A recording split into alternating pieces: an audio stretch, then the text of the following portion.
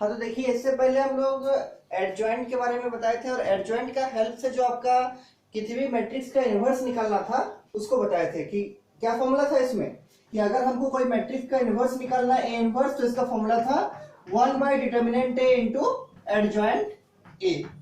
1/डिटर्मिनेंट A into adjoint A का help से आप लोग किसी भी मैट्रिक्स ए का इनवर्स निकाल सकते हैं। और ये जो आपका फॉर्मूला है, इस फॉर्मूला का जो यूज से क्वेश्चन आएगा उससे आपका 6 मार्क्स का क्वेश्चन एग्जामिनेशन में सॉल्व होगा।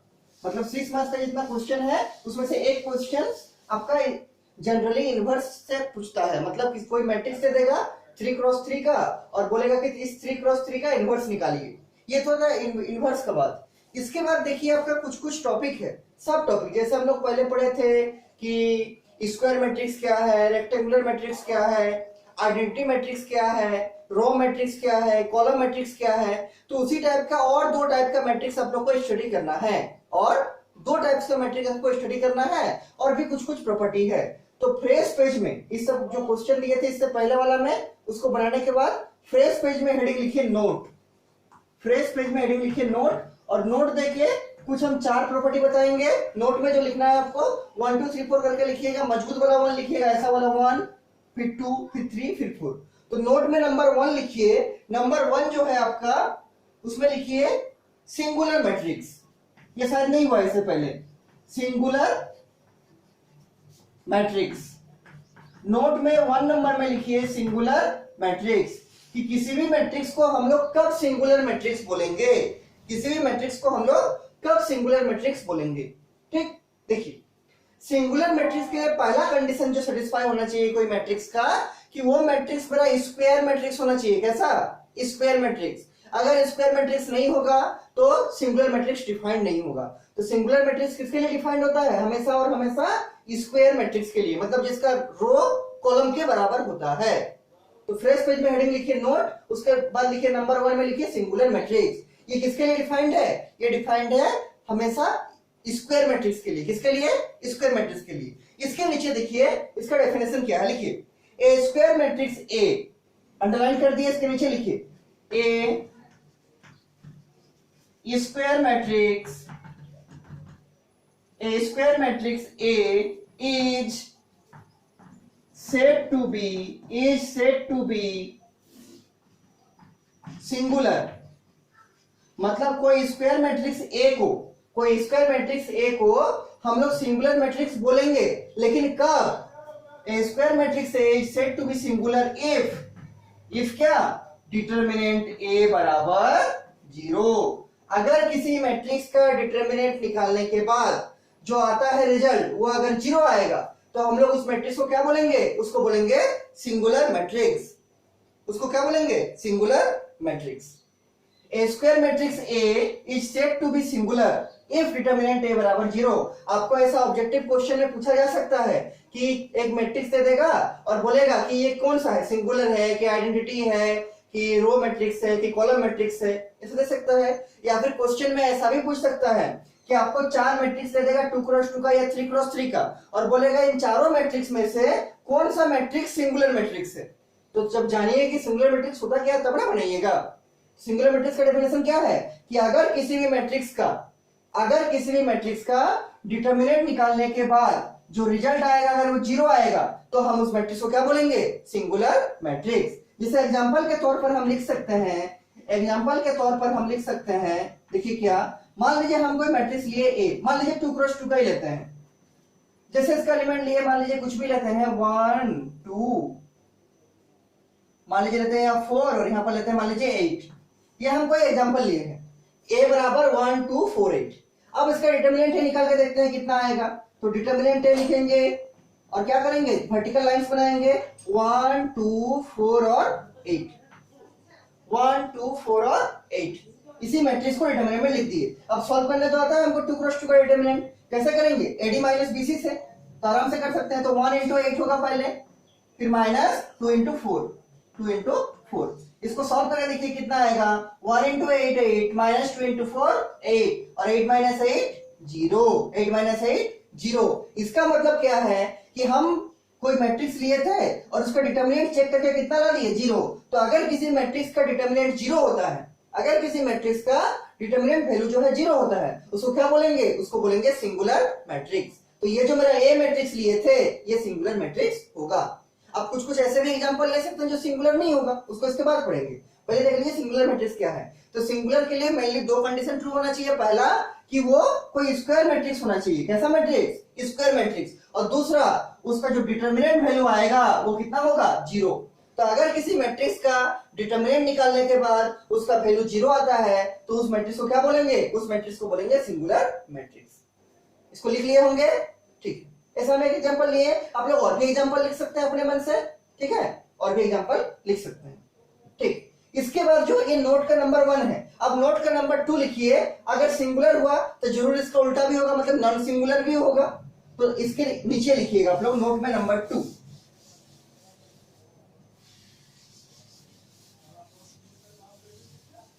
इसके नीचे लिखिए नोट में नंबर 2। नंबर 2 क्या होगा? नंबर 2 जो आपका होगा वो होगा नॉन सिंगुलर मैट्रिक्स। क्या होगा? Non singular matrix. Non singular matrix कि हम नॉन सिंगुलर मैट्रिक्स किसको बोलेंगे? इसका जस्ट उल्टा, अगर डिटरमिनेंट ए 0 होगा उसको बोलेंगे सिंगुलर मैट्रिक्स, और अगर डिटरमिनेंट ए 0 नहीं होगा उसको क्या बोलेंगे? Non singular matrix. ठीक, लिखते हैं इसको। A square matrix A is said to be is A square matrix A is said to be non-singular, is said to be non-singular कब? If डिटरमिनेंट A बराबर नॉट इक्वल टू 0। अगर किसी matrix का determinant निकालने के बाद उसका जो आंसर आएगा वो 0 नहीं होगा, कुछ भी अलग होगा, तो हम उसको क्या बोलेंगे? The matrix is non singular matrix. A square matrix A is said to be non singular if determinant A बराबर क्या? If determinant A does not equal to 0। अगर इक्वल टू 0 होगा डिटरमिनेंट ए तो सिंगुलर हो जाएगा, और अगर equal to 0 नहीं होगा, नॉट इक्वल टू 0 होगा, तो वो नॉन सिंगुलर हो जाएगा। इसका एग्जांपल भी लिख सकते हैं हम, इसका एग्जांपल भी लिख सकते हैं। इसका एग्जांपल देखिए, कुछ भी लिखते हैं सोच के थोड़ा सा। मान लीजिए ए बराबर हम लिखते हैं 2 क्रॉस 2 का मान लीजिए लिखते हैं 1 2, मान लीजिए लिखते हैं 3 4। इसको देखते हैं कि क्या आता है। तो डिटरमिनेंट ए कितना आएगा देखिए, तो डिटरमिनेंट में लिखेंगे क्या? 1 2 3 4। इसको भी वैसे ही सॉल्व करेंगे, एडी माइनस बीसी। ठीक, क्या होगा? पहले 1 इंटू 4 माइनस 2 इंटू 3। तो 1 इंटू 4 कितना? 4 माइनस 2 इंटू 3 कितना? 6। 4 माइनस 6 माइनस 2। और क्या माइनस 2 0 के बराबर है? तो आंसर है नहीं, माइनस 2 0 के बराबर नहीं है। तो क्या लिखेंगे? Not equal to 0। तो अगर कोई मैट्रिक्स का डिटरमिनेंट 0 के बराबर नहीं होता है उसको क्या बोलेंगे? Non singular matrix. इसलिए हम जो ये मैट्रिक्स लिए थे ए, ये मैट्रिक्स कैसा है? ये मैट्रिक्स नॉन सिंगुलर है। इसके नीचे आप चाहे तो लिख सकते हैं here matrix A is a non singular matrix. यहाँ जो मैट्रिक्स ए है वो कैसा है? नॉन सिंगुलर मैट्रिक्स है। डिटरमिनेंट निकाल दिया कितना है? Not equal to 0। इसके नीचे लिखिएगा, मिटा के लिख रहे हैं, इसके नीचे लिखिएगा here A is non singular matrix. यहाँ जो आपका ए मैट्रिक्स है वो कैसा है? वो नॉन सिंगुलर मैट्रिक्स है। क्यों? क्योंकि उसका डिटरमिनेंट निकाल के दिखाया क्या? वो 0 के बराबर नहीं आया, तो क्या है? Non singular matrix. इसके पहले वाला जो एग्जांपल लिया था उसमें क्या आया था? उसमें आया था डिटरमिनेंट ए बराबर 0, और इसलिए वो क्या हो गया था? Singular matrix. इस केस में क्या हुआ कि determinant A not equal to 0, इसलिए क्या हो गया? Non singular matrix. ठीक, इसके बाद देखिए ये तो नंबर 2 हो गया। सिंगुलर किसको बोलते हैं और नॉन सिंगुलर। सिंगुलर के लिए क्या कंडीशन है?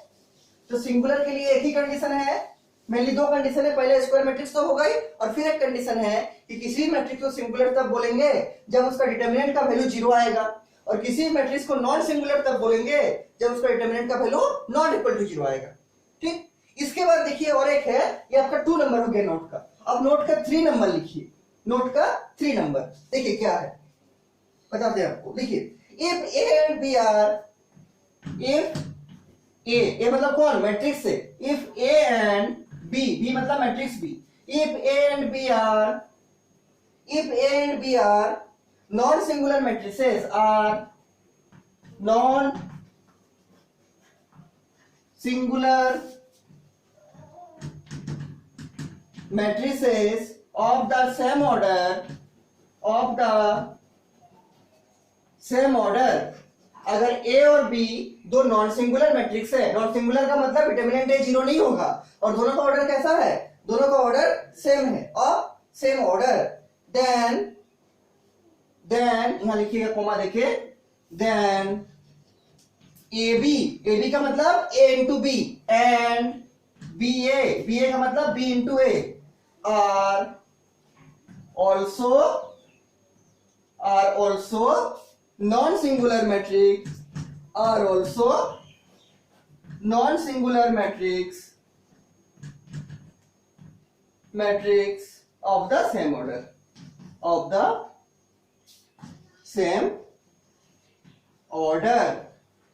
इसका मतलब क्या है, इसका मतलब है कि अगर मेरा A और B दो मैट्रिक्स लिए हैं, मैट्रिक्स A और मैट्रिक्स B, और अगर ये दो मैट्रिक्स मेरा नॉन सिंगुलर है, तो उसका जो प्रोडक्ट होगा, और दोनों का ऑर्डर सेम होना चाहिए, तब ना मल्टीप्लाई करेंगे। मल्टीप्लाई के लिए कंडीशन क्या है, या तो दोनों का ऑर्डर सेम हो, या फिर पहला का कॉलम सेकंड के रो के बराबर हो, तब ना मल्टीप्लाई डिफाइंड होता है, हम पहले बताए थे। तो देखिए दो मैट्रिक्स लिए हैं A और B, और दोनों कैसा है, नॉन सिंगुलर, और दोनों का ऑर्डर सेम है, तो जो प्रोडक्ट निकलेगा ए बी, मतलब ए को पहले लिखेंगे बी को बाद में लिखेंगे, और जो प्रोडक्ट निकलेगा बी ए, मतलब बी को पहले और ए को बाद में, वो भी कैसा होगा, वो भी नॉन सिंगुलर ही होगा, और उसका भी ऑर्डर क्या होगा, सेम होगा, वही लिखे हैं। If A and B are non-singular matrices of same order, then AB and BA are also non-singular matrices of the same order.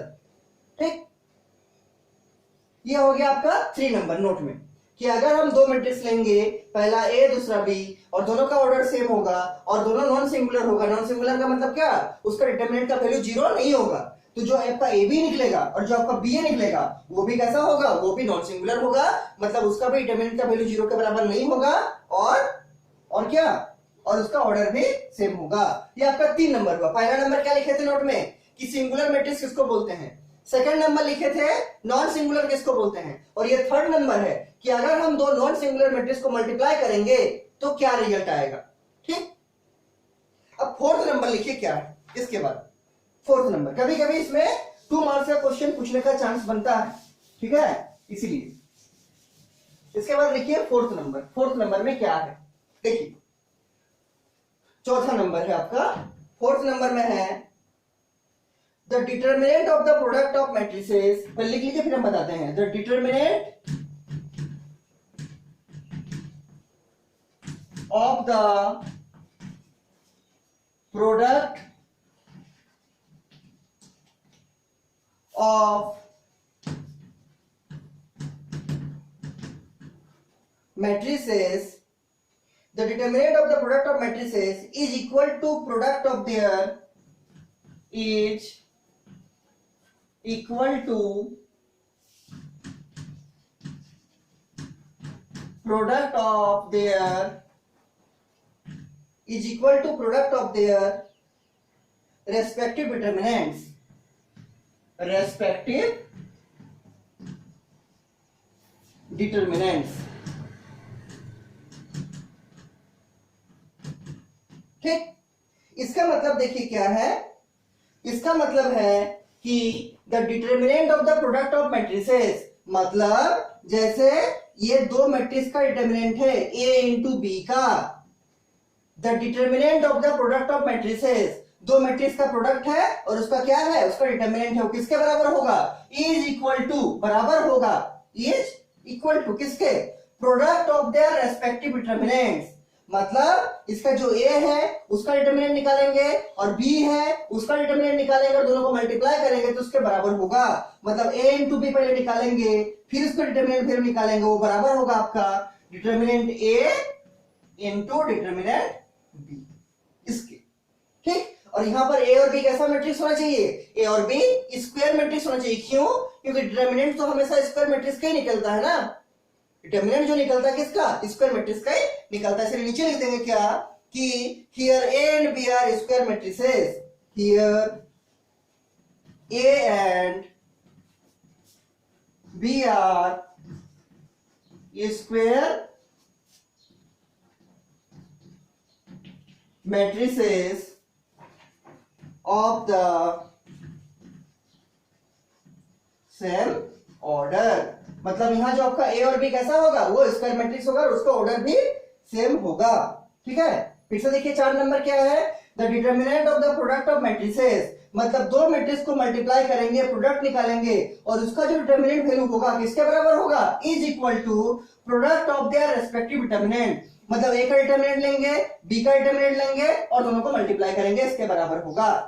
ठीक, मतलब दो मैट्रिक्स को मल्टीप्लाई करके अगर हम उसका डिटर्मिनेंट निकालते हैं तो बराबर होगा, पहला मैट्रिक्स का डिटर्मिनेंट निकाल के अलग रखेंगे, सेकंड मैट्रिक्स का डिटर्मिनेंट निकाल के अलग से रखेंगे और दोनों को मल्टीप्लाई कर देंगे। ठीक, कर सकते हैं, मतलब a इंटू बी का होल डिटर्मिनेंट होता है determinant a into determinant b, और यहाँ a भी कैसा होगा, here a and b are square matrix होगा, कैसा स्क्वायर मैट्रिक्स, मतलब रो कॉलम के बराबर होगा। ठीक, ऑफ द सेम ऑर्डर, दोनों का ऑर्डर कैसा होगा, सेम। तो ये 4 नोट में लिख लीजिएगा। ठीक है, ये भी बहुत जरूरी है। ठीक ठीक, इसको भी लिख लीजिएगा और इसमें कुछ भी डाउट है तो हमको पूछिएगा।